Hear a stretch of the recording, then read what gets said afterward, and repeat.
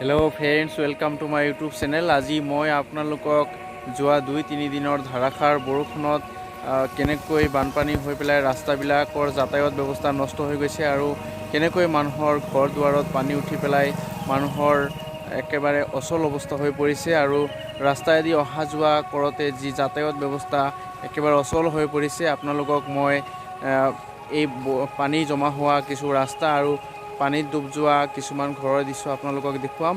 ভিডিঅ'টো প্ৰথমৰ পৰা শেষলৈকে চাই থাকক। এই ৰাস্তাখনলৈ মন কৰক। মই আপোনালোকক প্ৰথমতে যে কৈছিলোঁ যে যোৱা কেইদিনমানৰ পৰা যি ধাৰাসাৰে বৰষুণ পৰি আছে আৰু বৰষুণৰ ফলত পথাৰবোৰ পানীৰে উপচি পৰিছে আৰু পানীৰে ভৰি পৰিছে পথাৰবোৰ, আৰু পথাৰৰ পানীবোৰ এনেকৈ ৰাস্তাৰ ওপৰেদি এফালৰ পৰা আনফাললৈ গৈ আছে। আৰু এই ৰাস্তাখন চাইছে, ৰাস্তাখন কেনেকৈ ভাঙিছে আৰু এয়া পকী ৰাস্তা, আৰু এই ৰাস্তাদি নিতৌ হাজাৰ হাজাৰ মানুহ এফালৰ পৰা আনফালে অহা যোৱা কৰে। আৰু ৰাস্তাখনৰ ওপৰত কেনেকুৱা পানী চাওক।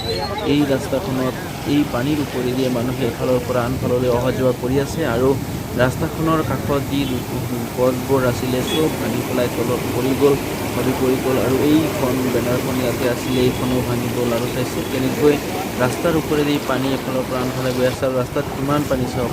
মানুহৰ খোজকাঢ়ি যাবলৈ বহুতো কষ্ট আৰম্ভ কৰিছে আৰু এই ৰাস্তাখনত একেবাৰে যাতায়াত ব্যৱস্থাটো অচল হৈ পৰিছে বুলি ক'ব পাৰি, কাৰণ ইমান পানীৰ মাজত মানুহে কেনেকৈ অহা যোৱা কৰিব। আৰু এয়া বৰষুণ চাওক, ধাৰাসাৰ বৰষুণ, বিৰামহীনভাৱে এনেকৈ বৰষুণ পৰি আছে আৰু এই বৰষুণৰ ফলত মানুহৰ এফালৰ পৰা আনফাললৈ অহা যোৱা কৰাত বহুত অসুবিধা হৈ পৰিছে। চাইছেনে বৰষুণটো একেবাৰে এনেকৈ পৰিছে যেন বৰষুণটো নেৰে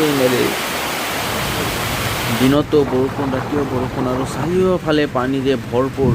এয়া পথাৰবোৰ ভৰি গৈছে পানীহে আৰু এই মানুহবোৰে মাছ ধৰি আছে, যিহেতু চাৰিওফালে পানী, গতিকে কি কৰিব, বেলেগ কি আছে। আৰু এইয়া ৰাস্তাত পানী, তাৰপিছত এইবোৰ চাওক, পথাৰৰ মাজত পানীৰে ভৰি পৰিছে, মানুহবোৰে মাছ ধৰি আছে। আৰু এই ঘৰখনলৈ মন কৰক, এই ঘৰখন পানীৰ তলত একেবাৰে ডুব গৈছে। এয়া ঘৰৰ চোতালতো পানী, ৰাস্তাতো পানী, চাৰিওফালে পানী, ঘৰতো পানী, গতিকে চাৰিওফালে পানীয়ে পানী এই ঘৰখনৰ। আৰু এই ৰাস্তাবোৰলৈ মন কৰক, ৰাস্তাত পানী আৰু এই ৰাস্তাৰ কাষৰ এই ঘৰবোৰ পানীত ডুব গৈছে। আৰু এই গাড়ীখনলৈ মন কৰক, ইমান পানীৰ মাজত গাড়ীখন গৈ আছে। এনেকৈ ৰাস্তাত বহুত পানী হৈছে আৰু পথাৰবোৰো ভৰি পৰিছে, গতিকে পানীবোৰ ৰাস্তাত জমা হৈ ইমানে অসুবিধা হৈছে যে মানুহে এফালৰ পৰা আনফাললৈ যাবলৈ 10বাৰ ভাবিবলগীয়া হৈছে, কাৰণ ৰাস্তাত পানী। গতিকে মানুহে কেনেকৈ যাব? গাড়ীৰ চকা যদি পানীৰ তলত ডুব যায়, গাড়ীখনতো আগ নাবাঢ়ে, মানুহে খোজকাঢ়িওতো যাব নোৱাৰে, কেনেকৈ যাব? পানীয়ে পানী। আৰু এই পথাৰবোৰ চাওক, পথাৰখিনি পানীয়ে ভৰি পৰিছে। এয়া পানী চাইছে, এয়া পানী আৰু ৰাস্তা ধৰিবই নোৱাৰি, ইয়াতে পথাৰে না ৰাস্তাই, এনেকুৱা পানী হৈছে।